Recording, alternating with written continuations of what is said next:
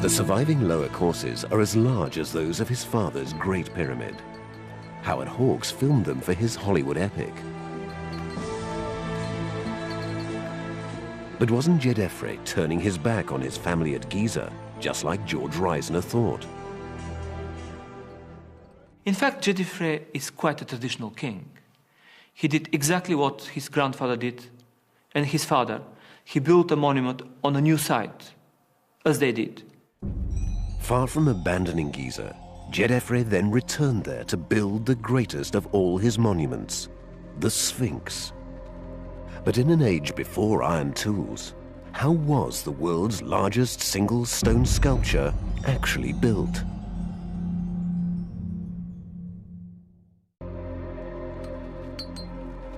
No one will ever know who first thought of carving the Sphinx. But with its creation, Djedefre would transform the Giza plateau. No stones would need to be quarried, no ramps constructed, no gangs would be needed to pull sledges. Instead, the raw stone was right there. One piece of limestone growing out of the bedrock would be transformed into the giant statue. The site had already been heavily quarried.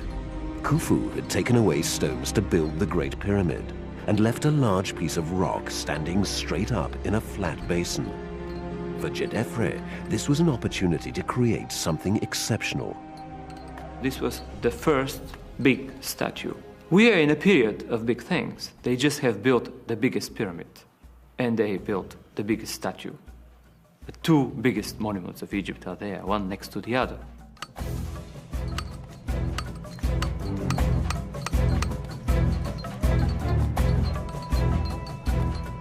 But the Sphinx wasn't going to be merely self-aggrandizement on a large scale. What makes it so exceptional is that the statue had a difficult task to perform. Never in the history of sculpture has a single statue had to achieve so much. The reason was that pharaohs believed that they lived on forever after death.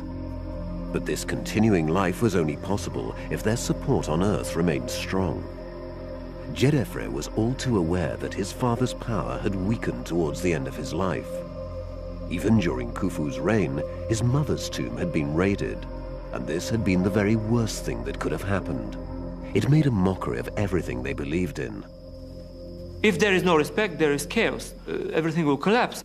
This is the main idea of ancient Egypt, the life after death. So the future of the ancient Egyptian civilization now lay in Djedefre's hands. He had to ensure that his father's power was reinstated at Giza to safeguard his own support on Earth.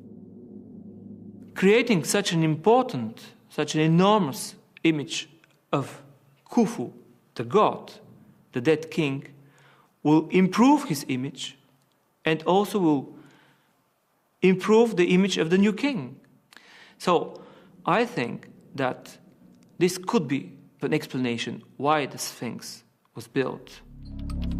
Djedefre needed to create an image that would strike awe into all who saw it. The result was not only big, but supremely powerful. Its impact remains unsurpassed to this day.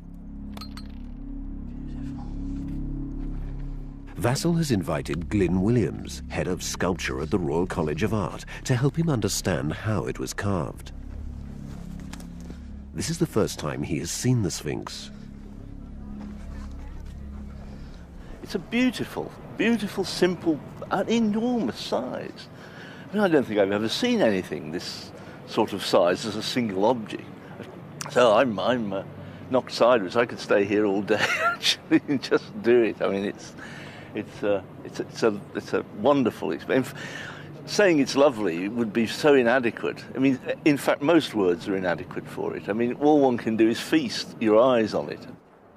In order to try and understand the skills of the ancient Egyptians, Vassal has given Glyn a square-meter block of the same limestone to carve the Sphinx's face. It's incredible. It looks soft and chalky, and it's amazing. Must try it just to see what. what it's like. Let's just take a oh yes, that's really soft, beautiful. Oh yes, have that done by tea time.